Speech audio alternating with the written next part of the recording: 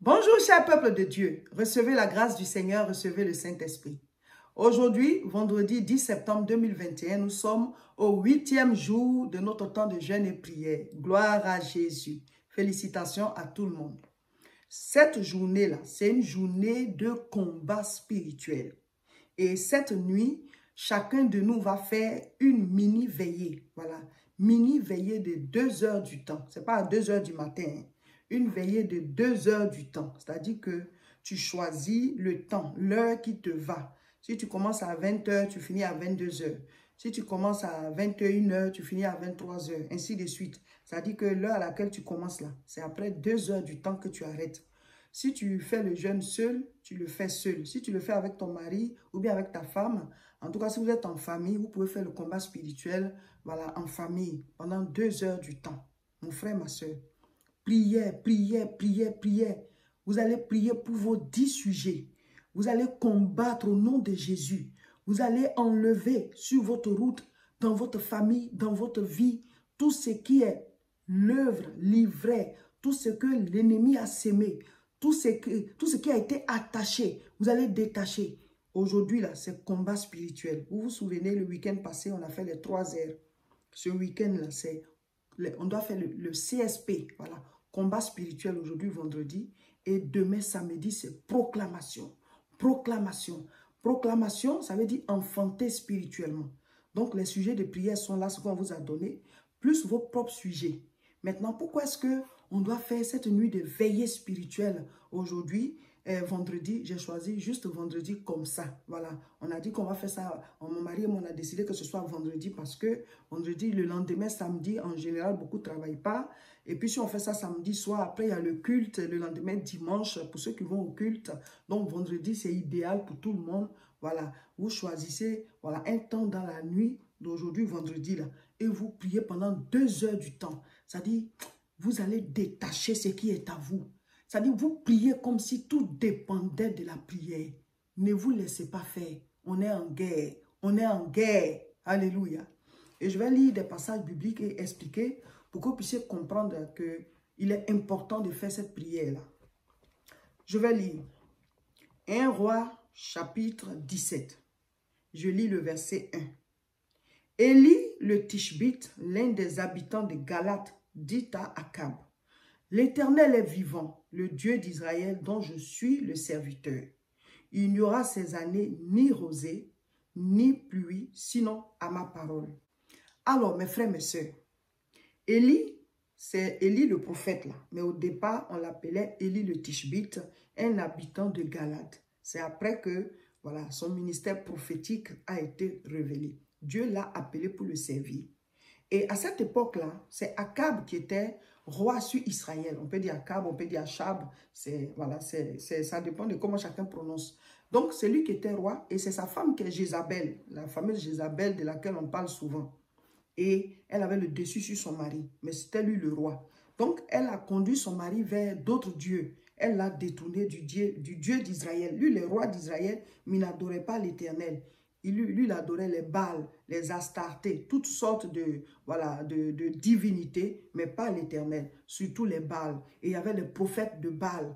Et donc, Élie, Dieu l'a suscité. C'était quelqu'un qui était une simple personne, un citoyen lambda, mais comme il aimait Dieu, le Seigneur l'a utilisé. Il est allé dire à Élie que comme ils adorent Baal, Dieu va leur montrer que c'est lui, Dieu, qui les bénit, c'est lui qui bénit Israël, c'est lui qui envoie la pluie. Donc, quand Dieu est passé par Élie pour donner la parole qu'il ne va pas pleuvoir pendant une certaine période, après 3 années et demie, Dieu a envoyé encore Élie pour aller prophétiser encore à Akab qu'il va pleuvoir. Après ça, Élie a fait le challenge, le défi avec les prophètes de Baal et leur Dieu Baal n'a pas répondu, mais l'Éternel a répondu par le feu et c'est là que tous les prophètes de Baal ont été exterminés. Vous pouvez lire l'histoire après. Mais ici, nous, on va lire la prophétie, voilà, Élie, qui retourne encore de la part du Seigneur pour donner la parole. 1 Roi, chapitre 18, à partir du verset 1. Bien des jours s'écoulèrent, et la parole de l'Éternel fut ainsi adressée à Élie dans la 3e année. Va, présente-toi devant Akab, et je ferai tomber de la pluie sur la face du sol. Et Élie alla pour se présenter devant Akab. La famine était grande à Samarie. Donc, Dieu, pour pouvoir montrer à Israël que c'est lui l'Éternel qui les bénit, ils se sont détournés. Le roi, sa femme, avec tout le peuple, sont en train d'adorer les Baals. Donc, il a dit à Élie, va lui dire qu'il ne va plus pleuvoir. Donc, 3 années et demie, la pluie n'est pas tombée. Et après ça encore, Dieu a envoyé Élie pour dire, va lui dire qu'il va pleuvoir maintenant.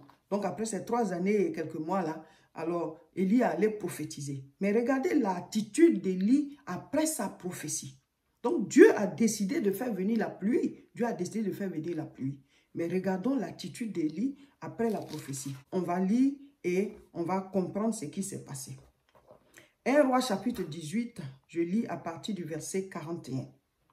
Et Élie dit à Akab, monte, mange et bois, car il se fait un bruit qui annonce la pluie. Donc, quand il a fini avec le prophète de Baal, il a encore dit à Akab que la pluie arrive maintenant. La pluie arrive. Et Akab monte, mange et boit. Mais Élie, lui, il monta au sommet du Carmel. Il est allé au sommet d'une montagne. Et se penchant contre terre, il mit son visage entre ses genoux et il dit à son serviteur, monte, regarde du côté de la mer. Le serviteur monta, il regarda et dit, il n'y a rien. Il dit 7 fois, voilà. Chaque fois, il lui dit, va. Il prie, après il lui dit, va regarder. Il prie, après il lui dit, va regarder pendant 7 fois.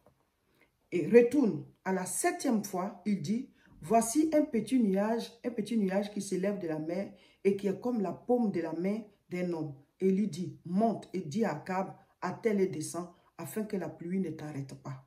Voilà. Je vous explique pour que vous puissiez comprendre. Alors, Élie, c'était juste un habitant, voilà, de Galade. Dieu le suscite, il devient prophète. C'est tellement qu'il aimait le Seigneur. Donc, Dieu le suscite, Dieu l'appelle à avoir un ministère prophétique. Donc, il va, il défie le roi, il donne la parole. Vous vous êtes détourné de l'Éternel, il n'y aura plus de pluie pendant une certaine période. Et effectivement, il n'y a pas de pluie, il y a la famine et tout ça. Et Dieu l'envoie encore. Dieu il est miséricordieux. Quand il donne une punition, après il revient dessus. Donc il dit, va lui dire que maintenant il va pleuvoir. Pour leur montrer que c'est moi qui l'ai béni, ils s'en vont adorer d'autres dieux. Donc Élie s'en va prophétiser pour dire, il va pleuvoir. Élie, quand il finit de prophétiser là, quelle est son attitude? Élie monte sur la montagne Carmel. Vous savez que le symbole de montagne, c'est le jeûne. Ce jour-là, il ne sait pas si lui, il a jeûné, mais on dit qu'Akab est parti manger, mais lui, il n'a pas mangé. Et il est monté sur la montagne pour aller prier. Et comment est-ce qu'il priait? On dit qu'il a mis sa tête entre ses genoux. Dans l'histoire, quand on nous a enseigné, pendant notre formation, on nous a dit qu'en Israël, à l'époque, quand les femmes veulent accoucher, elles mettent la tête comme ça. On leur dit de faire un effort pour mettre la tête comme si la tête rentrait entre les genoux. Alors, cette position-là leur permet de pousser, voilà, et de faire sortir l'enfant. Donc, la tête entre les genoux, c'est la position de l'enfantement. Amen. C'est la position de l'enfantement. Et donc, Élie, lui, quand il a fini de donner la prophétie, là, il est parti avec son serviteur sur la montagne. Et il a pris cette position-là pour prier, Je ne dis pas que vous devez prendre la position. Hein. Je suis en train de vous expliquer, voilà, symboliquement. Je ne suis pas en train de dire que chacun n'a qu'à se pencher chez lui comme ça. Non. Je vous explique quelque chose. Voilà. Donc, il est parti à son serviteur et lui, il a pris cette position-là, il a mis sa tête comme ça. Bon, tout le monde ne peut pas y arriver, il faut vraiment être souple. Voilà, mais quand les femmes veulent accoucher, elles font un effort pour faire ça. Donc, ça met une certaine pression et puis l'enfant sort. C'est le symbole de l'enfantement. Ça veut dire quoi? Élie a compris que Dieu a donné une parole. Mais la parole, c'est comme une grossesse. Il faut l'enfanter. Il faut l'enfanter dans la prière. Plusieurs chrétiens ont reçu des paroles. Tu sais que Dieu t'a béni. D'ailleurs, Dieu a dit dans sa parole que les projets qu'il a pour nous ne sont pas des projets de malheur. Ce sont des projets de bonheur, de joie, de gloire. Donc, Dieu a parlé comme il a parlé au temps d'Akab. La prophétie est donnée, mais il faut l'enfanter dans la prière. Si Élie disait que ben Dieu il a parlé, il va pleuvoir, et puis ça va s'asseoir avec Akab aussi, les deux mangent et tout ça, il n'aurait pas joué son rôle de prophète. Nous ne devons pas avoir la même vie que les gens de ce monde. Nous ne devons pas avoir la même vie que ceux voilà, avec qui on est. Parce que nous sommes des êtres spirituels. Nous sommes de la nouvelle Jérusalem. Nous sommes du royaume de Dieu. Donc nous devons avoir une attitude spirituelle, une attitude de prière, de communion, des relations avec Dieu. Donc Élie sait que lui, il ne peut pas aller s'asseoir manger. Il a donné une prophétie. Et en Israël, quand à l'époque tu donnes une prophétie, tu as engagé le nom de Dieu. Et quand ça ne s'accomplit pas, on te tue. On te tue, ce n'est pas la blague. Pour dire que tu as raconté comme ça ta vie, venir dire que Dieu a dit. Donc il fallait qu'il prie jusqu'à ce que Dieu a dit, qui est dans le monde spirituel, soit téléchargé dans le monde physique. Et regardez combien de fois il a prié. Il prie, prie, prie. Il dit à son serviteur, va regarder à l'horizon. Mets-toi de l'autre côté de la montagne. Regarde s'il y a des nuages. Parce que le ciel était clair. Pour qu'il pleuve, il faut qu'il y ait au moins des nuages. Aucun nuage. Et il prie encore, il prie encore, il prie. Il dit, va voir. Le serviteur s'en va, il revient. Rien. Il prie encore, il prie. Seigneur, tu as parlé. J'appelle à l'existence ta parole. Seigneur, montre à ce peuple que c'est toi qui es Dieu. C'est toi qui envoie la pluie. Va voir. Le serviteur s'en va voir. Il vient encore. Rien. Mes frères, mes soeurs, cette période, dans notre temps de prière, ça amène plusieurs personnes à se décourager. Ça amène plusieurs personnes à se décourager. Si c'était nous à la place d'Élie, on va dire, mais ça suffit. À la 3e fois, ou bien à la 4e fois, ou bien à la 5e fois, on va dire, ah Dieu, toi aussi. C'est toi-même qui m'a dit d'aller dire à Akab qu'il va pleuvoir. Mais depuis là, je prie. D'ailleurs, même, on n'allait même pas aller prier. Parce qu'on va s'asseoir, on dit que Dieu a dit, ça va s'accomplir. Mon frère, ma soeur, quand Dieu dit là, c'est une grossesse.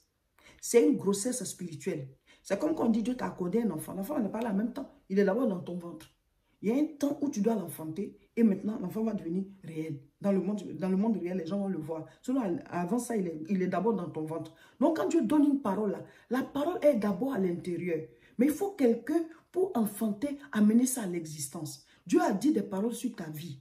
Et d'ailleurs, Dieu ne nous a pas créés nous tous pour qu'on puisse souffrir. Le monde là, Dieu a créé et puis il a envoyé les hommes, nous, pour qu'on puisse régner. Donc déjà, on peut tenir compte de cette parole. Il nous a créé à son image et à sa ressemblance pour qu'on domine.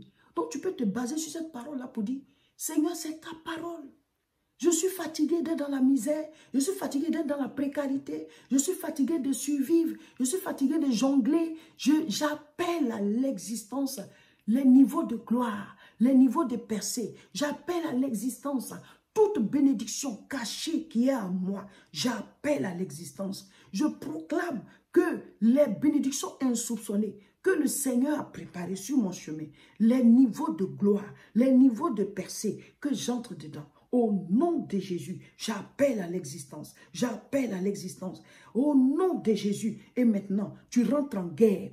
Au nom de Jésus. Seigneur, tu as dit dans ta parole, ce que je vais lier sur la terre sera lié dans les cieux. Ce que je vais délier sera délié. Papa, tout un nom de ma vie qui est attaché, je détache au nom de Jésus. Tout ce que l'ennemi m'a volé, je récupère au nom de Jésus.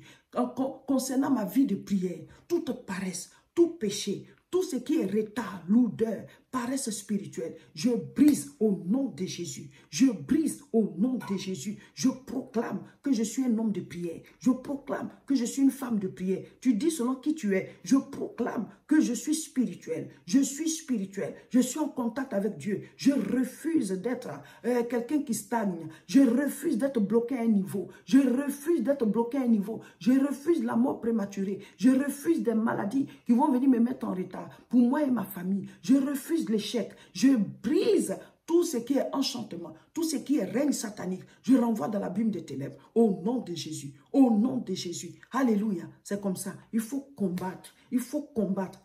Aujourd'hui, dans la journée, tu pries. Dans la nuit, tu pries. Et tu fais 2 heures encore de prière. Donc, ta prière que tu faisais d'habitude dans la journée, dans la nuit, là, tu l'as fait. Et maintenant, tu vas faire ta veillée de combat spirituel. Ta veillée de combat spirituel. Au nom de Jésus. Au nom de Jésus. Feu, feu, feu. Mes frères, mes soeurs, il y aura des résultats. Hein? Vous allez voir que le monde spirituel, là, c'est ce qui agit sur le monde physique. Amen. Prenez la vidéo de combat spirituel pour cette nuit-là. On va la mettre en ligne. Ce sera toujours en 15 minutes. Comme nos vidéos, c'est en 15 minutes. Mais vous avez 2 heures du temps à faire. Donc, vous pouvez la faire passer en boucle. Ou bien vous mettez au début, ça vous met dans l'élan. Et vous-même, maintenant, vous mettez les adorations que vous voulez. Et vous priez avec, vous priez avec, vous priez avec. Voilà. Mais quand vous mettez la vidéo au début, vous priez selon ce qui est dit. Voilà, pour pouvoir appliquer. Et après, vous pouvez continuer. Et vous priez pour vos 10 sujets. Vous faites en tout cas... Vous faites le programme que vous voulez, mais vous devez faire 2 heures du temps. Ce n'est pas à 2 heures du matin. Il faut faire 2 heures de prière. Mini veillée spirituelle, individuelle, personnelle. Amen.